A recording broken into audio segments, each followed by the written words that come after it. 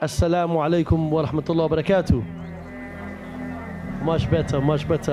I want to start off by saying all praise be to Allah, the most gracious, the most merciful, the most powerful. It's only Him we worship, only Him we bow down to, and only Him we turn to when we're in need. And also like to send peace and blessings upon our beloved Prophet Muhammad sallallahu alaihi wasallam. My dear respected brothers and sisters, yeah, right now I'm going to speak on behalf of the brothers. On a serious note, bro, if you can't respect each other, if you can't put your pride and your arrogance aside, and if you feel like you can't control yourself, bro, the door's over there.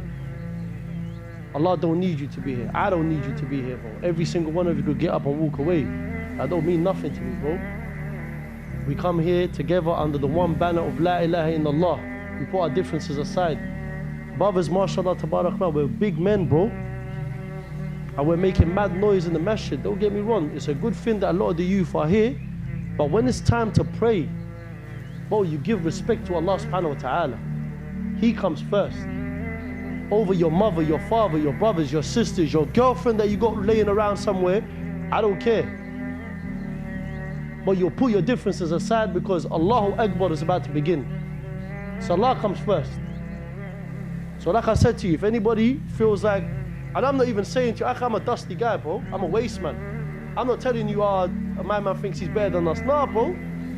I'm worse than you. I know that for a fact. But the matter of fact is, bro, this is the house of Allah. We respect it. We come together. There's different faces, different nationalities, different shades of skin. That's all because of the permission of Allah subhanahu wa ta'ala. We come here for a reason.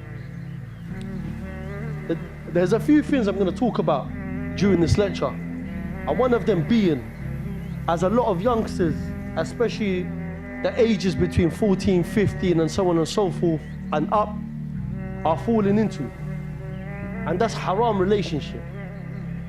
Man, see a couple brothers here, mashallah, tabarakallah, come into this masjid holding hands with another sister, hugging her, saying, I'll see you after the talk. Alhamdulillah, at least he's come to the masjid, innit? But really, is this what it's come to? Allah subhanahu wa ta'ala will forgive every sin of a Muslim except the ones that you do publicly and openly, bro. Now where's the shame, bro? I remember back in my day when we were here, if man them used to smoke up and down those blocks around the corner, and the uncle or auntie used to walk past, best believe we're putting that cigarette or that weed away. Or we're gonna stop listening to music. Bro. Or we're gonna stop listening to that music that we're listening to, even though we're around the corner from the masjid. Nowadays, you don't give a damn. You continue. Where's the fear of Allah gone, bro? We're Muslims. Since when has Islam become secondary? Since when? And no wonder we're miserable. We're all suffering from something to do with isms, bro. PTSD, and so on and so forth. Man, them are stressed, man, them are depressed. Why? Because you put everything in front of Allah subhanahu wa ta'ala, before Allah. You chose the girlfriend, you chose your education, your job, before Allah subhanahu wa ta'ala. Let's be real with ourselves, bro. What is happening to us, man? There's some non-Muslims here for the first time. Is this how Muslims act? We're brothers. MashaAllah, brother couldn't hack it, started laughing. But really and truly, I'm going to tell you this now, innit?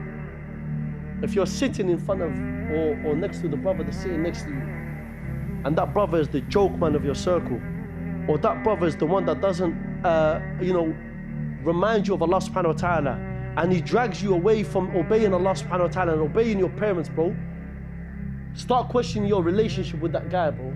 That guy don't want good for you. That guy don't want Jannah for you, bro. That guy's trying to distract you from the deen of Allah subhanahu wa ta'ala, and whatever comes with it. That's Allah, the Quran, the Sunnah, and the companions of Rasulullah sallallahu alayhi wa sallam. You see, they sacrificed a lot, bro. Islam spread to Europe, and that was because of them. by the permission of Allah subhanahu wa ta'ala, by the mercy of Allah subhanahu wa ta'ala.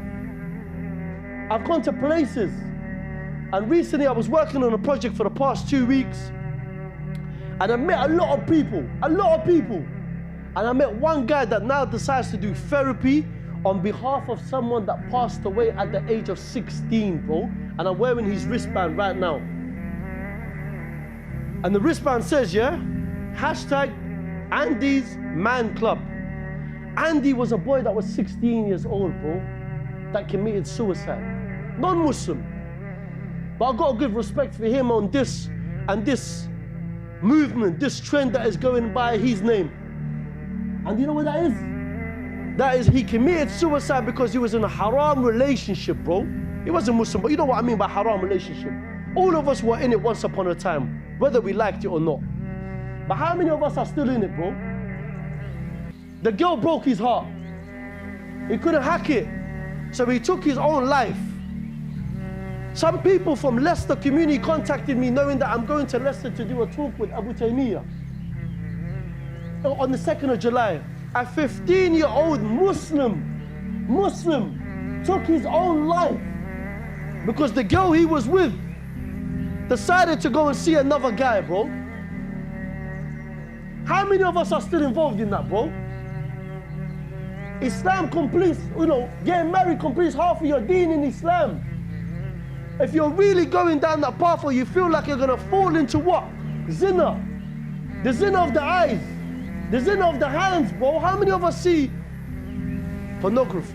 It's become normal amongst the Muslim community, bro.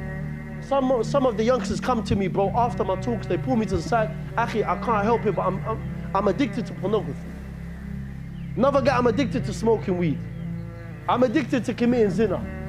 That's their trials and tribulations. That's their fitna. I can't put him down for that, bro. I'm scared that I might be even involved in that once. You never know. Allah could test every single one of us here.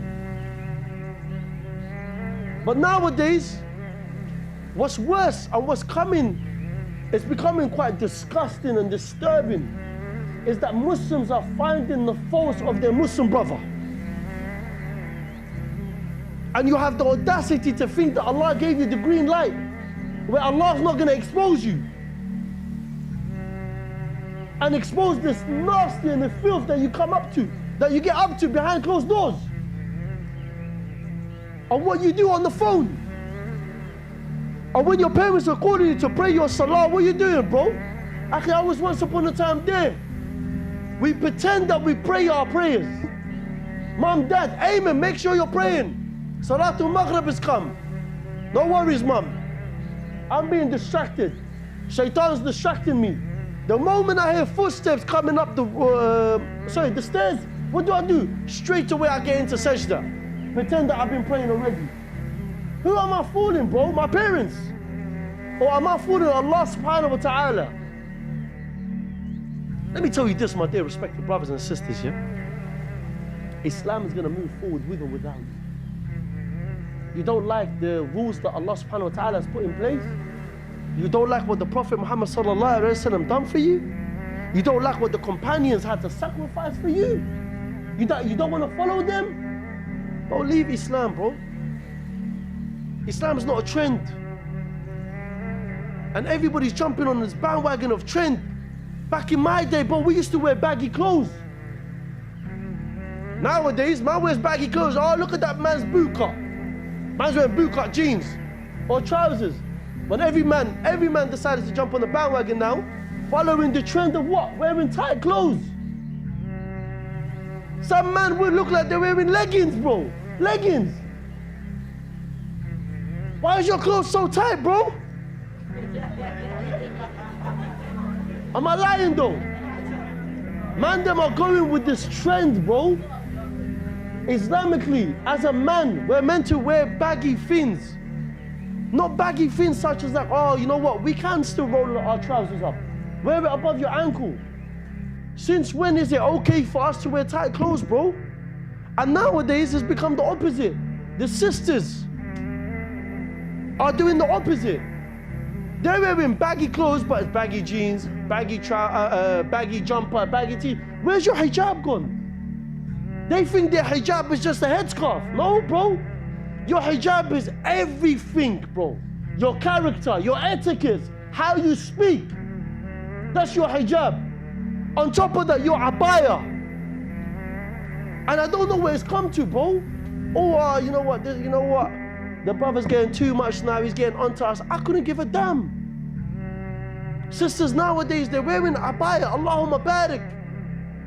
But they got this belt across their waist. Why are you trying to show your figure, man? A woman that shows her figure would not come 500 years close to Jannah, bro, because she's showing her figure. How about that? This is a hadith. A woman that is clothed but yet naked. What does that mean, bro? A woman that is dressed modest, but yeah, you can see every figure. For what? Who are you trying to fool? And you got thirsty brothers. Ah, mashallah, sister. Assalamu alaikum.